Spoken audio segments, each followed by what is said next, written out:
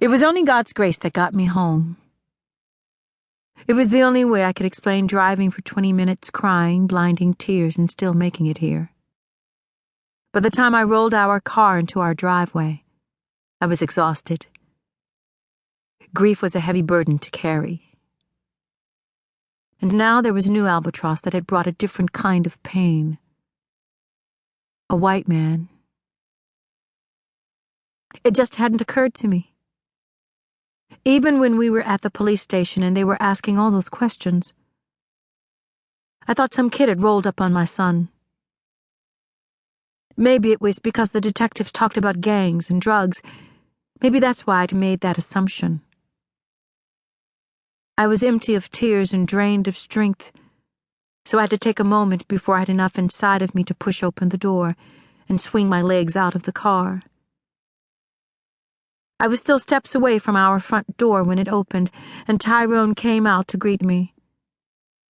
He pulled me into our home and into his arms. "You were gone for so long," he said, pressing me to his chest. "I was going to go out and look for you, but then I remembered you had the car." When he released me, he chuckled a bit, though it was so strange to hear a chuckle and see a tear. "I'm sorry, baby," I said. "I just had to go." "Where?" Before I could tell him my news, from the corner of my eyes, I saw Dolores, Tyrone's mother, rushing toward me. "Oh my God, Jan!" She grabbed me in a hug that felt like she'd never planned to let me go. There had never been a time when she'd held me this tight. Not that I had any doubts that Dolores loved me. After all, if it hadn't been for her, I had no idea where I'd be now. Seriously.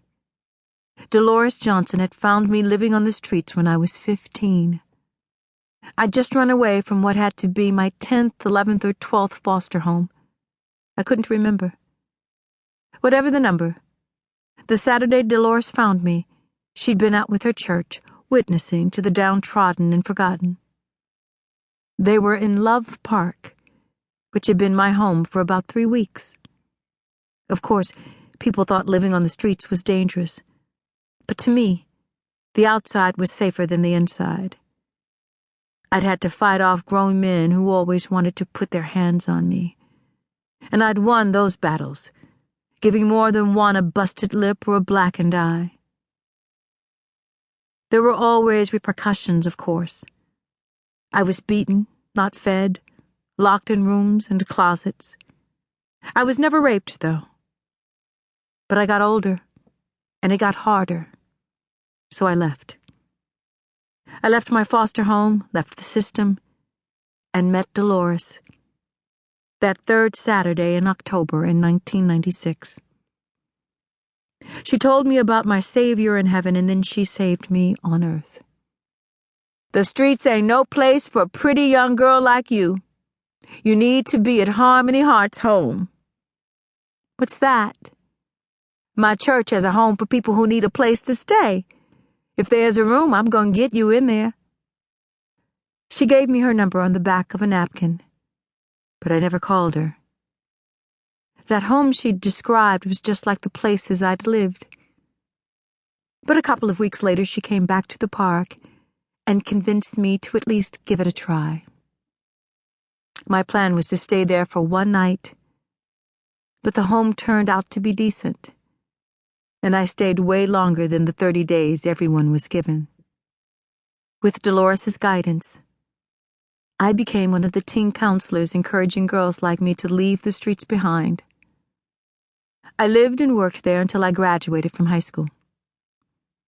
"How are you, baby?" Dolores asked, pulling me from the memories of my dire past into the torment of this present. She didn't wait for me to answer. She took my hand and led me down the hall toward the family room. It wasn't until I followed her that I noticed her attire: black pants, a long-sleeved black blouse.